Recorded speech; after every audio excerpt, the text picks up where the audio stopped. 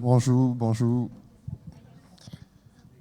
C'est un plaisir encore ce matin d'être réunis dans la présence de Dieu pour pouvoir le louer, pour pouvoir l'adorer. Et je vous invite vraiment ce matin encore vraiment tout abandonner. C'est vrai que peut-être la semaine a été chargée. Tout laisser aux pieds de Dieu ce matin et d'être attentif à ce qu'il a à nous dire ce matin et de profiter pleinement et d'ouvrir notre cœur pour le louer, pour l'adorer. Je prie et je confie ces instants dans la main de Dieu. Seigneur, nous voilà encore dans ta présence. Et humblement, Seigneur, nous nous rapprochons de toi. Viens parler à nos cœurs, Seigneur. Nous voulons retourner encore de ce lieu, Seigneur Jésus, rempli, renouvelé, restauré, Seigneur Jésus.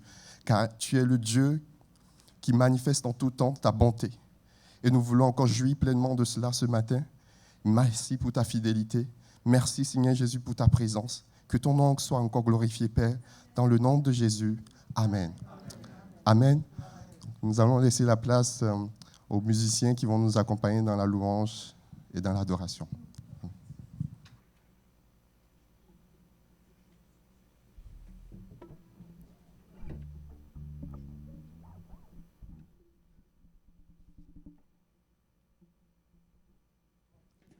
Bonjour.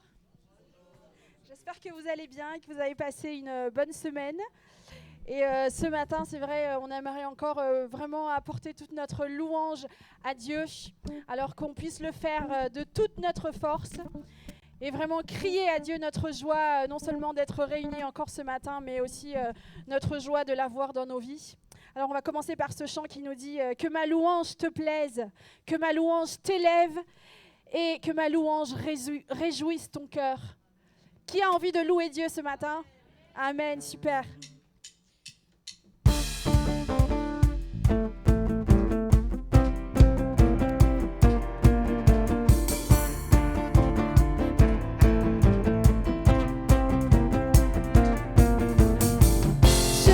Chanter toute ma vie, mon Dieu, je t'aime, sois mon ami,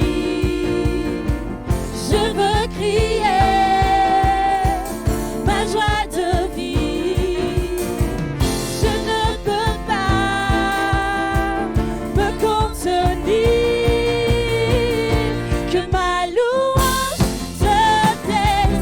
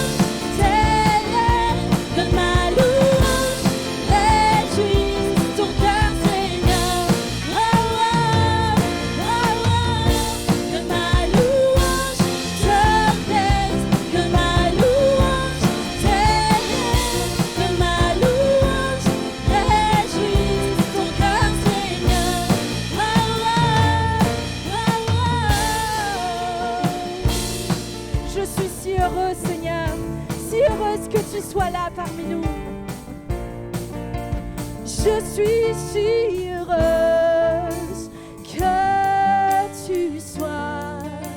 Je suis si heureuse que tu sois le Seigneur de tout mon être. Disons-lui simplement merci ce matin.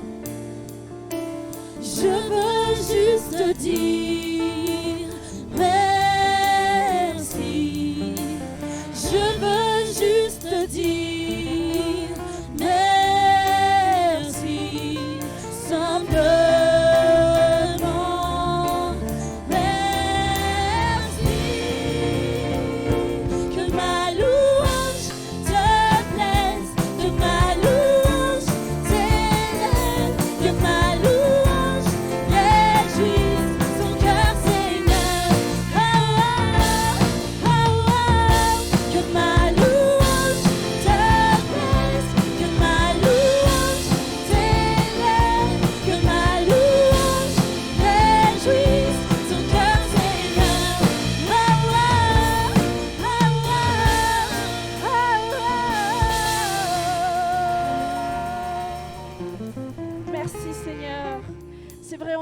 vraiment le remercier pour tout ce qu'il a fait, ne serait-ce que pour cette semaine, ne serait-ce que pour nous avoir réveillés ce matin.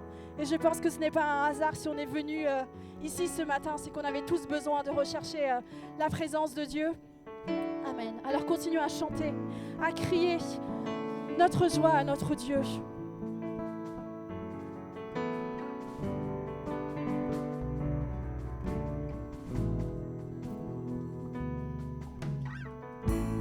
Oh Jésus, mon sauveur, Seigneur, nul n'est comme toi.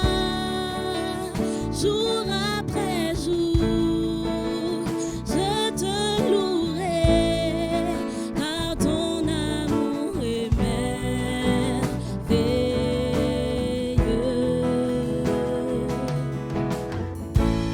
Mon abri, mon refuge, mon réconfort, mon rocher, tout ce qui vit, ce que je suis, ne cesse de t'adorer.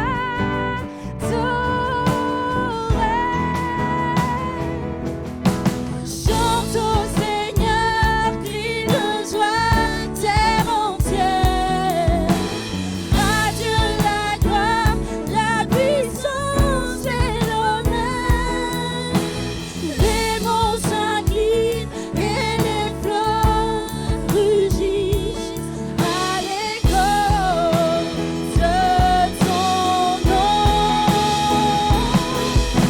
Je vois tes œuvres et mon cœur crie de joie. Je t'aimerai, je tiendrai par la foi. Rien ne pourrait égaler tes promesses pour moi. Oh Jésus. Oh Jésus, mon sauveur, Seigneur, nul n'est comme toi. Jour après jour, je te louerai, car ton amour est merveilleux.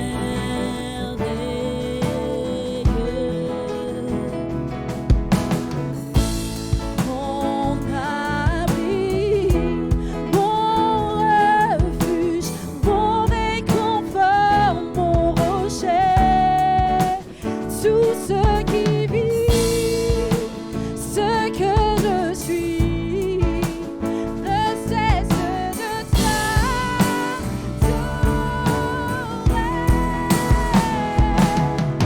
Chante au Seigneur, crie de joie, terre entière. À Dieu la gloire, la puissance et l'honneur. Les monts s'inclinent et les flots rugissent à l'écho de ton nom. Je vois tes œuvres et mon cœur crie de joie. Je t'aimerai, je tiendrai par la foi. Rien ne pourrait égaler tes promesses. Rien ne pourrait égaler tes promesses. Rien ne pourrait égaler tes promesses pour moi. Alléluia, Jésus. Nous louons un Dieu puissant, un Dieu qui n'est pas limité. Alors approchons-nous de lui ce matin avec tout ce que nous avons sur notre cœur. Il est là pour nous faire du bien, c'est vrai Seigneur. Nous voulons chanter Seigneur, Hosanna, comme tu es majestueux Seigneur. Alléluia. Oh,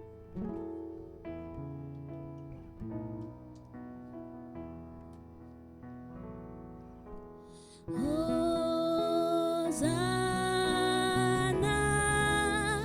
au plus haut des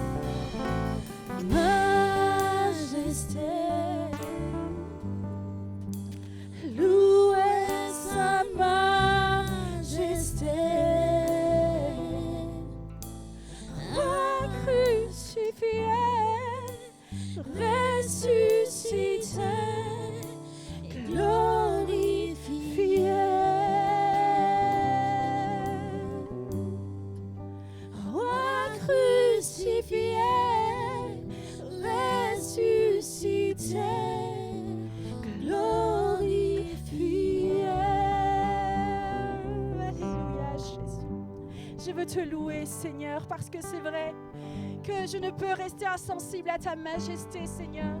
Je suis en admiration devant tout ce que tu as accompli, Seigneur, tout ce que tu fais encore aujourd'hui dans ma vie, Seigneur, dans la vie de ton Église. Merci, Seigneur, parce que vraiment tu es digne, Seigneur, de recevoir toute ma louange, mon adoration. Et je veux t'élever, Seigneur, au plus haut, parce que vraiment tu es tout puissant, Seigneur. Gloire à toi, Seigneur.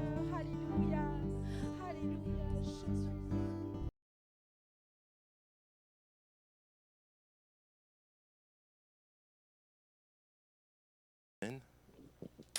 Bonjour à tous. Alors, je suis sûr que vous vous demandez, tiens, il a une belle barbe celui-là. Ou du moins, je l'ai laissé pousser. En tout cas, je suis très content d'être avec vous ce matin pour partager le message de la parole de Dieu. Et c'est vrai que là, en jouant à la batterie, je me rendais compte que c'était tellement bon d'être ensemble pour louer le Seigneur. Je ne sais pas pour vous ce que vous avez ressenti pendant la louange, mais moi, en tout cas, quand je joue à la batterie, c'est vrai que c'est ce que j'apporte, c'est vraiment quelque chose que j'apporte avec joie pour le Seigneur. Je le fais vraiment pour le louer, pour l'adorer. Alors ce matin, j'aimerais partager avec vous sur le thème de Ensemble. Et j'ai choisi cela parce qu'en même temps, ça fait écho un petit peu à cette semaine de prière. Et là aussi, nous avons vécu des temps forts. Vraiment, on voit que le Seigneur bénit lorsque l'Église s'assemble, lorsque l'Église est ensemble. D'ailleurs, le mot « ensemble » ne se définit pas forcément comme par un nombre numérique conséquent. C'est vrai que, par exemple, vous voyez une jeune fille ou un jeune homme marcher dans la rue, tout de suite, vous avez cette pensée qui vous vient, tiens, ils sont ensemble. Et dans le mot « ensemble », j'ai retenu deux notions qui sont importantes. Tout d'abord, l'un avec l'autre, les uns avec les autres. Et ensuite, en même temps. Donc, ensemble, en fait, s'inscrit, je dirais, dans une démarche de volonté et dans une démarche aussi d'action. D'ailleurs, un proverbe africain dit que seul on va plus vite, mais ensemble, nous allons plus loin.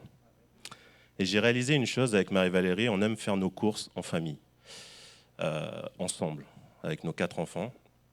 Et c'est vrai que ça peut paraître bizarre, mais nous, on aime ça. En tout cas, on aime ça et dès qu'on peut, on le fait. Et j'ai remarqué que lorsqu'on fait nos courses, bien sûr, on pense à tout prendre. Parce que forcément, ça prend du temps avec les enfants.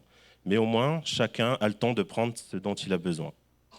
Par contre, quand on y va seul, soit moi ou soit mon épouse, et qu'il s'agit d'acheter quelque chose de particulier, c'est vrai qu'on va beaucoup plus vite. Tellement vite que parfois, on oublie aussi ce qu'on devait prendre. Le psaume 133 nous dit ceci. « Oh, qu'il est agréable, qu'il est doux pour des frères de demeurer ensemble. C'est comme l'huile précieuse versée sur la tête qui descend sur la barbe d'Aaron et sur le col de ses vêtements. C'est comme la rosée de l'Hermon qui descend sur les hauteurs de Sion. En effet, c'est là que l'Éternel envoie la bénédiction, la vie pour l'éternité. » Amen. Dans ce passage, David nous montre qu'il est bon, qu'il est agréable pour nous de vivre justement cette unité, parce que cela réjouit le cœur de notre Dieu. Et au travers de cette communion, il déverse sa bénédiction et la vie éternelle. Ce psaume, je ne sais pas si vous le savez, mais il est aussi appelé le psaume de l'amour. Et David vient, je dirais, comme marquer ce qui caractérise la personne même de notre Dieu. Son amour. Dieu est amour. Et nous sommes appelés à vivre ensemble, à évoluer et grandir ensemble. D'ailleurs, ensemble, dans la définition que j'ai trouvée, c'est un adverbe qui reste invariable. Il s'écrit toujours de la même manière. Il ne prend pas d'ess. En fait, pour faire court, il ne change pas. Et cela me ramène directement au Père, au Fils et au Saint-Esprit. 3 personnes distinctes, mais ils sont ensemble et indissociables. Alors mon premier point est celui-ci, ensemble dans la prière. La prière est souvent appelée l'arme du chrétien ou la respiration de l'enfant de Dieu et de l'Église. Et vous savez, respirer, ça nous paraît tellement naturel. mais d'une importance capitale pour notre survie. Sans respiration, on meurt. Et je me suis renseigné un petit peu. L'actuel record d'apnée statique tourne autour des 11 minutes. Alors, il y a plusieurs types d'apnée, mais en tout cas, pour celui-ci, c'est 11 minutes. Et je pense qu'un être humain est limité. Au-delà de ça, il risque très certainement de mourir. Alors, est-ce qu'en tant qu'enfant de Dieu ou en tant qu'Église, peut-on retenir notre respiration aussi longtemps ? On parlerait, je dirais, peut-être d'apnée spirituelle. Alors, je pense que non. Est-ce qu'en tant qu'enfant de Dieu, on peut se dispenser de la vie de prière, ensemble, en Église ? Je pense que la prière est essentielle et indispensable pour nous, personnellement, mais aussi pour l'Église. La prière est comme le poumon de notre foi et de notre vie spirituelle. Et souvenez-vous, lorsque Jésus va enseigner à ses disciples comment prier, le Notre Père. Il a noté Notre Père. Donc il y a eu cette marque d'unité. Et Jésus nous fait comprendre que la prière doit aussi se pratiquer ensemble. Pas seulement lorsque nous sommes seuls, c'est important, mais il est tout aussi important de le faire avec des frères et sœurs et avec l'Église. Dans 1 Timothée 2,8, on peut lire ceci. C'est Paul qui dit ça. « Je veux donc que les hommes prient en tout lieu, en élevant des mains pures, sans colère, ni arrière-pensée. » Une des choses que l'on aime faire avec mon épouse aussi, hormis faire les courses en famille, on aime aussi partir en week-end. Et lorsqu'on part en week-end, on cherche toujours l'église locale, parce qu'on aime participer justement au culte. Et vous savez, selon le fonctionnement, parce que chaque église a son fonctionnement, qu'on vient le moment où chacun élève sa voix. Alors, nous, on est bouillon, on a envie de le faire et on le fait. Et c'est vraiment merveilleux. Parce qu'on sent qu'il y a la présence de Dieu. On sent cette unité de vouloir louer le Seigneur. Et pourtant, on ne connaît pas ces personnes. Ce sont des personnes qu'on n'a jamais vues, qu'on n'a jamais rencontrées. Pourtant, on est là. Et là, on se met à adorer notre Dieu. Et vous savez pourquoi ? C'est parce que Dieu est omniprésent. Il est partout. Et là où des frères et des sœurs adorent le Seigneur, alors ça nous donne envie de le faire. C'est parce que nous sommes ensemble, les uns avec les autres, pour apporter notre adoration au Seigneur. Alors nous le faisons en même temps, pour lui donner aussi des paroles de reconnaissance qui émanent de notre cœur. J'ai noté ceci par rapport à la prière intérieure doit aussi se tourner vers l'extérieur. Quand je parle de prière intérieure, c'est dans la prière dans l'Église, pour les fidèles, pour chacun d'entre nous. Je pense que c'est important, mais tourner vers l'extérieur aussi, ça l'est. 1 Timothée 2,1 nous dit « J'encourage donc avant tout à faire des demandes, des prières, des supplications, des prières de reconnaissance pour tous les hommes. » Paul ici encourage Timothée et l'église d'Éphèse à faire des demandes, des prières, des supplications et des prières de reconnaissance pour tous les hommes. C'est une initiation à la prière collective pour répondre d'abord à des besoins, je dirais, ordinaires, ensuite à des prières plus insistantes envers Dieu lorsque des situations compliquées peuvent être présentes, et enfin des prières de reconnaissance. Comme l'Ecclésiaste le dit, il y a un temps pour toutes choses, un temps pour louer et adorer, un temps pour intercéder les uns pour les autres et un temps pour le remercier. Mais là où Paul va encore plus loin, dans cette initiation à la prière collective, c'est lorsqu'il ajoute « pour tous les hommes », c'est-à-dire ceux qui ne le connaissent pas aussi, ceux qui sont perdus, ceux qui sont encore liés par des chaînes de ce monde. Et ça me fait penser à, certainement vous en avez dans votre entourage, que ce soit nos collègues, les membres de notre famille. Jésus est venu pour libérer les captifs. La prière collective ne doit pas se limiter seulement à l'Église et à ses membres, mais elle doit franchir aussi les murs de l'Église pour le salut de ceux qui sont perdus. Timothée 2, 3 à 4 nous dit ceci. « Voilà ce qui est bon et agréable devant Dieu, notre Sauveur, lui qui désire que tous les hommes soient sauvés et parviennent à la connaissance de la vérité. » Alors nous devons être animés de l'amour de Dieu pour tous ceux qui nous entourent. Et vraiment que cet amour que Dieu répand dans nos cœurs puisse aussi se déverser sur ceux qui sont perdus. en nous faisant prendre aussi conscience que nous avons un rôle à jouer là-dedans. C'est apporter l'évangile de Jésus-Christ. Enfin, il est aussi important de remercier le Seigneur pour tout ce qu'il fait pour nous et pour les autres en lui apportant des actions de grâce. La prière nous amène aussi à vivre une dimension salvatrice. Lorsque nous savons qu'un des nôtres traverse un moment difficile, cela nous affecte et on se sent concernés. Parfois, on a l'idée tout de suite de vouloir répondre à des besoins matériels tout de suite. Je pense que c'est une bonne chose. Mais la meilleure chose à faire d'abord, c'est de remettre ça dans la prière. Je dirais que c'est même la chose la plus importante. On peut prier et intercéder vers Dieu en sa faveur. Dans Acte 12, le roi Hérode va se mettre à maltraiter des membres de l'Église.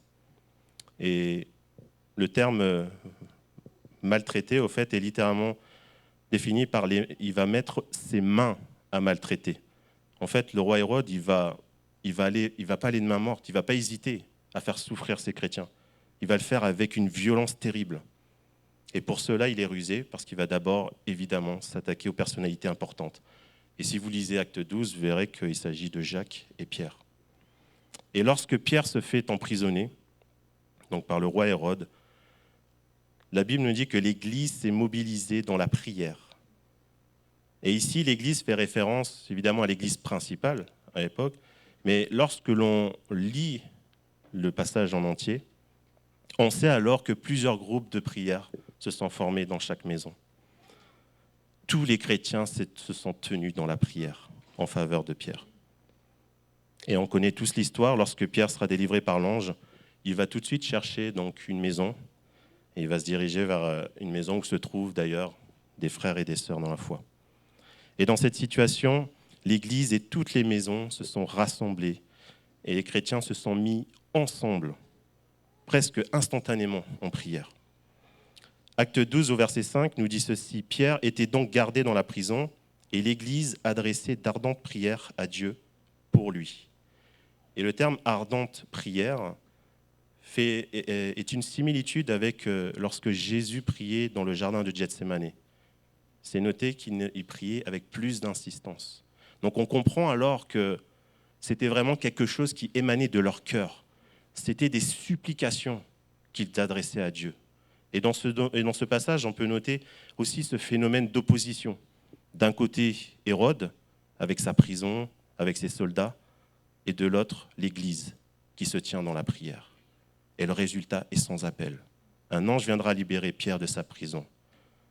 Je pense qu'il y a vraiment une dimension particulière lorsque nous sommes ensemble dans la prière, les uns avec les autres et en même temps dans la prière. Deuxièmement, ensemble dans la communion fraternelle. Alors si vous avez vos Bibles, et je pense que vous les avez, on peut prendre Acte 2, versets 41 à 47. Acte 2, 41 à 47. Le passage nous dit « Ceux qui acceptèrent sa parole furent donc baptisés. Et ce jour-là, le nombre des disciples augmenta d'environ 3000 personnes. Ils persévéraient dans l'enseignement des apôtres, dans la communion fraternelle, dans la fraction du pain et dans les prières. La crainte s'emparait de chacun et il se faisait beaucoup de prodiges et de signes miraculeux par l'intermédiaire des apôtres. Tous ceux qui croyaient étaient ensemble et ils avaient tout en commun. Ils vendaient leurs propriétés et leurs biens et ils ont partagé le produit entre tous en fonction des besoins. Chaque jour, avec persévérance, ils se retrouvaient d'un commun accord au temple. Ils rampaient le pain dans les maisons et ils prenaient leur nourriture avec joie et simplicité de cœur. Ils louaient Dieu et avaient la faveur de tout le peuple. Le Seigneur ajoutait chaque jour à l'Église ceux qui étaient sauvés. Amen. Waouh, c'est un beau texte. Suite au discours de Pierre, notre frère. La communion fraternelle nous permet de persévérer ensemble dans sa parole, dans la parole de Dieu, d'apporter ce que nous sommes aussi en tant qu'individus, et nous sommes tous différents. Nous venons tous d'horizons différents, d'éducations différentes. La communion fraternelle nous permet aussi de répondre à un besoin spirituel et matériel. mais aussi de partager des moments de joie et de douleur. Et enfin, de louer Dieu, notre Père. Je dirais que la communion fraternelle est le lien qui nous unit tous à Dieu, notre Père céleste. Et au travers de sa vie sur terre, Jésus nous l'a démontré qu'il était important d'établir et d'entretenir des relations dans l'Église. Je pense que s'en priver pourrait gravement nuire à notre relation avec Dieu. Vous savez, on a des emplois du temps très chargés qui peuvent nous empêcher d'ailleurs de vivre cette communion fraternelle. Mais bien souvent, cela aussi dépend de notre volonté. Est-ce que j'ai réellement envie ? Est-ce que je suis attiré par cette communion fraternelle ? Et souvent, ce que je remarque, c'est qu'on ne prend pas tout de suite conscience de l'importance d'entretenir cette communion fraternelle. Mais c'est tellement important. Alors, vraiment, je vous invite à vivre cette communion fraternelle. Et on peut trouver toutes sortes d'excuses pour ne pas vivre cette communion fraternelle. Le travail, la vie de famille, les études, toutes sortes aussi de choses qui peuvent nous déplaire dans l'Église, à l'égard de nos frères et sœurs, à l'égard des pasteurs, à l'égard des leaders. Mais lorsque Jésus a choisi ses apôtres, vous savez, il n'a pas chassé Judas, celui qui va le trahir. Alors on aura toujours un argument, et je dirais tant mieux, parce que c'est ce qui caractérise l'Église. Elle n'est pas parfaite, mais c'est Dieu qui veut la rendre parfaite, et nous devons travailler à cela. Nos différences, nos compétences et nos caractères doivent interagir pour une chose commune, c'est l'œuvre de Dieu. Il est essentiel d'entretenir cette communion fraternelle. Et si par mégarde, il nous arrive de négliger cela régulièrement, j'en connais un qui ne va pas se gêner pour nous appalguer. Parce que Dieu a un plan merveilleux et des projets pour son Église, pour chacun d'entre nous. Mais laissez-moi vous dire aussi que le diable en a pour vous. Et ils ne sont pas de la même nature que ceux de Dieu. Le diable, il a des projets de destruction. Et il utilisera d'ailleurs tous les moyens possibles pour nous éloigner de Dieu. Alors lorsque l'on réfléchit, ce qui peut parfois peut-être nous paraître anodin, peut rapidement devenir un piège pour nous. Manquer l'église une fois, de temps en temps, peut rapidement devenir une mauvaise habitude. Et vous savez, certaines mauvaises herbes, j'ai regardé quand même, qui poussent à côté des plantes, en fait, elles vont profiter des richesses de la terre où vit la plante pour croître et mieux se développer jusqu'à priver la plante même de se développer.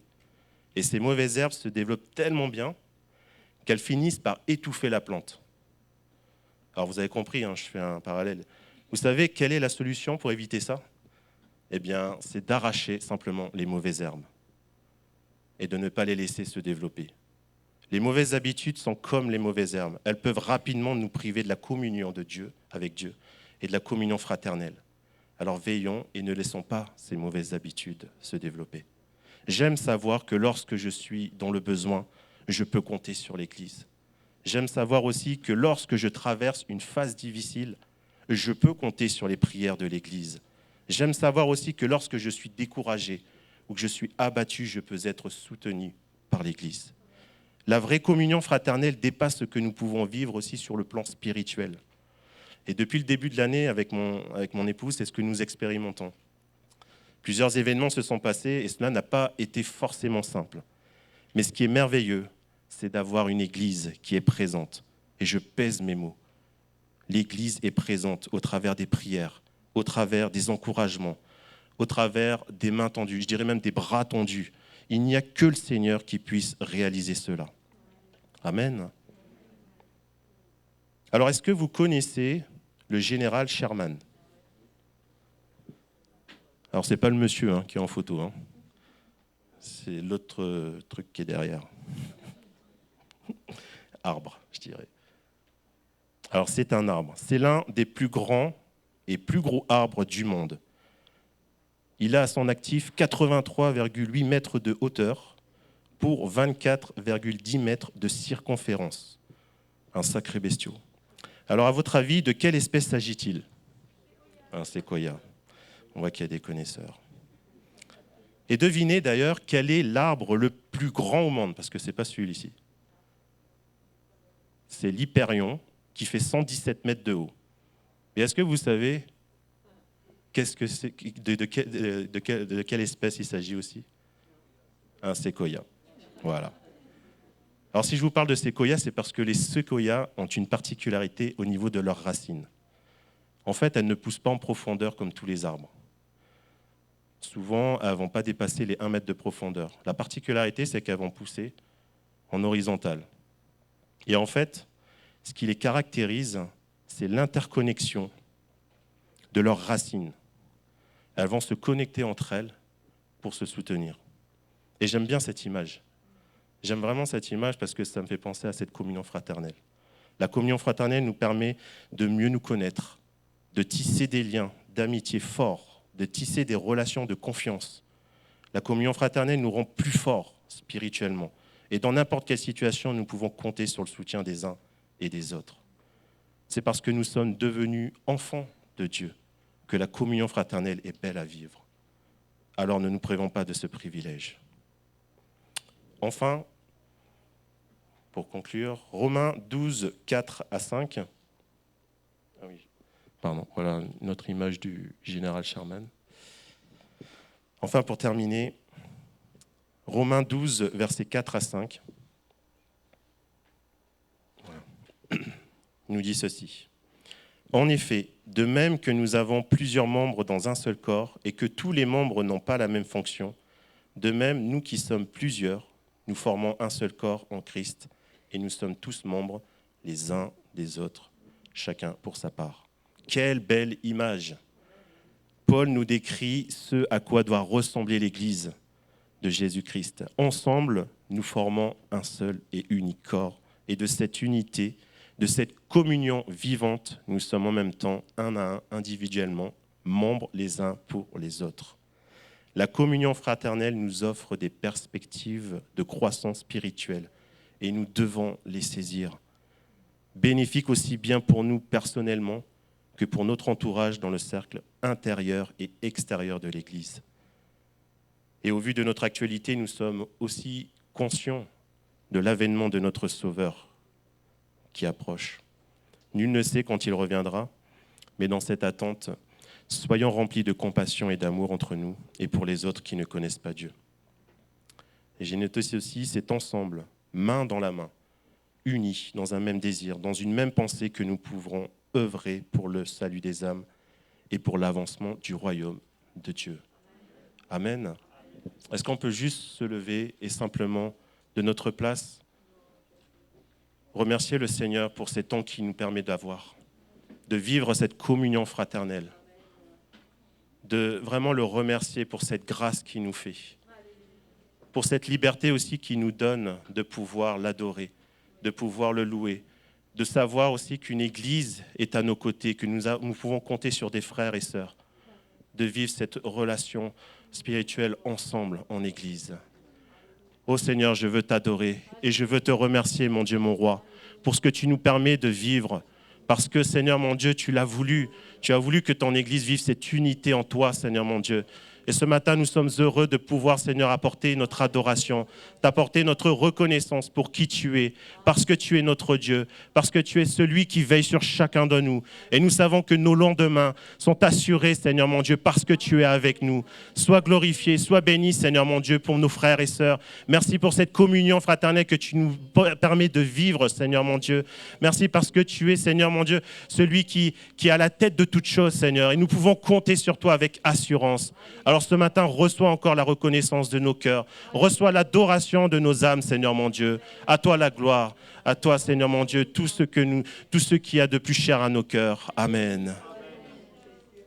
Amen.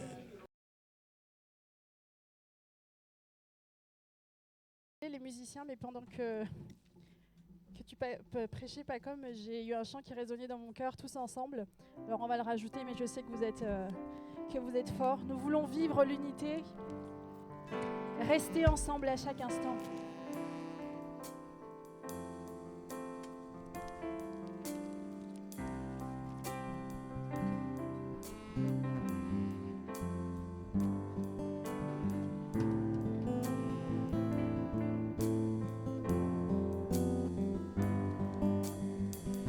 Nous voulons vivre l'unité,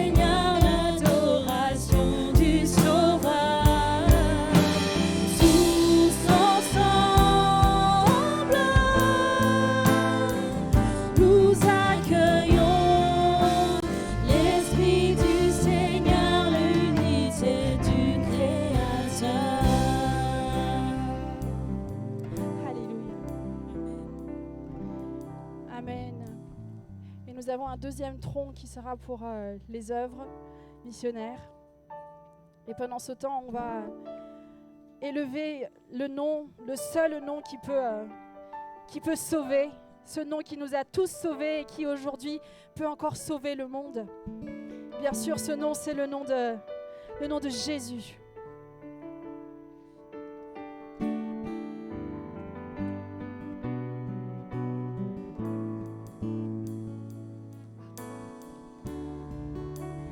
Excusez-moi, je pensais qu'il y avait le premier tronc qui était déjà passé, mais il y a un premier tronc pour le fonctionnement de notre Église et un deuxième suivra pour les œuvres missionnaires. Merci.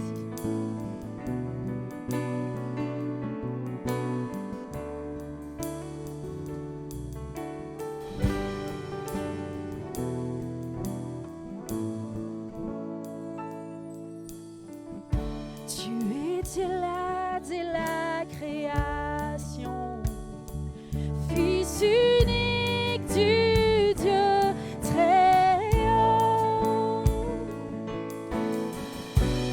Les mystères de ta gloire révélés en toi, Christ, notre Seigneur.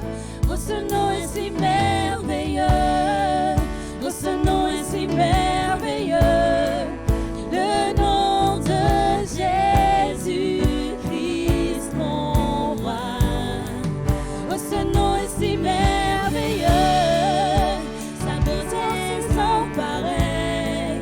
Oh, ce nom est si merveilleux, le nom de Jésus.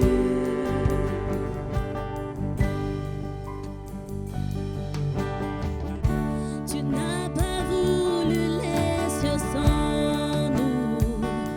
Alors Jésus, tu es venu. Ton amour a vaincu mon péché. Rien ne peut nous séparer. Oh, ce nom est si glorieux. Oh, ce nom est si glorieux, le nom de Jésus-Christ, mon roi. Oh, ce nom est si glorieux, sa beauté sans pareil. Oh, ce nom est si glorieux, le nom de Jésus. Oh, ce nom est si glorieux, le nom de Jésus.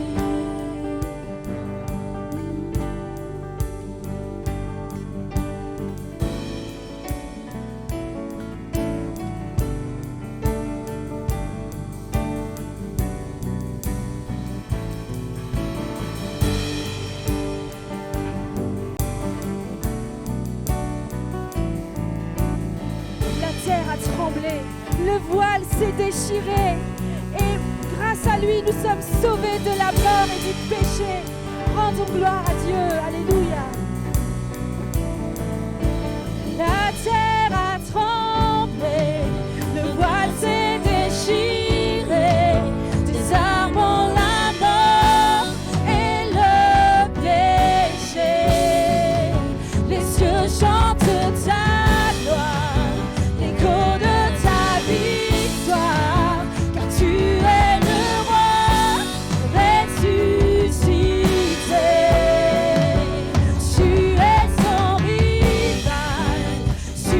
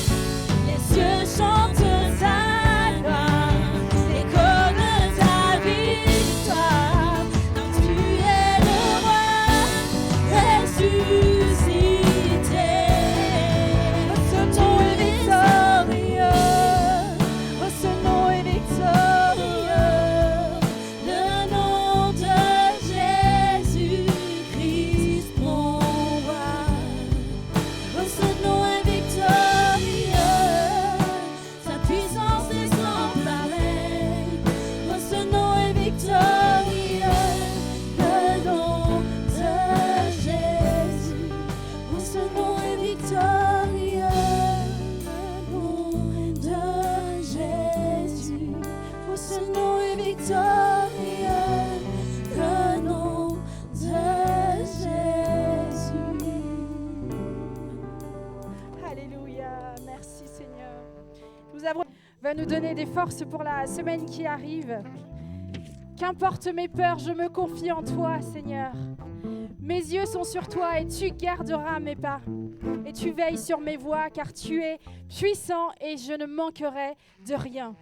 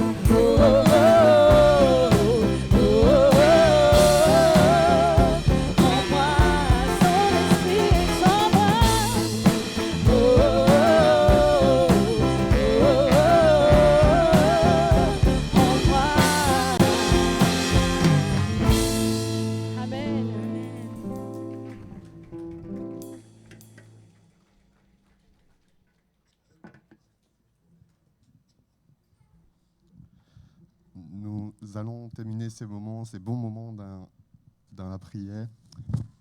Seigneur, nous te rendons grâce et nous te disons encore merci. Merci pour ta fidélité, tu étais encore présent, Seigneur, encore ce matin au milieu de nous. Tu as parlé à nos cœurs, tu nous as encouragés, tu nous as fait du bien. Et c'est dans cet élan, Seigneur Jésus, de paix et de joie, Seigneur, que nous voulons rentrer dans nos demeures respectives et nous voulons aussi démarrer toute la semaine qui va suivre, Seigneur. Vraiment que ton esprit nous accompagne afin qu'à chaque instant, à chaque lieu où on sera durant cette semaine, on puisse refléter, Seigneur Jésus, ta lumière. On puisse vraiment être des témoins en vérité, Seigneur Jésus, dans toutes nos actions, Seigneur. Vraiment que ta lumière soit. Merci encore de bénir tout un chacun de nous accompagner et de veiller sur les familles respectives, Père. Dans le nom de Jésus. Amen. Amen. Bon dimanche et que Dieu vous bénisse.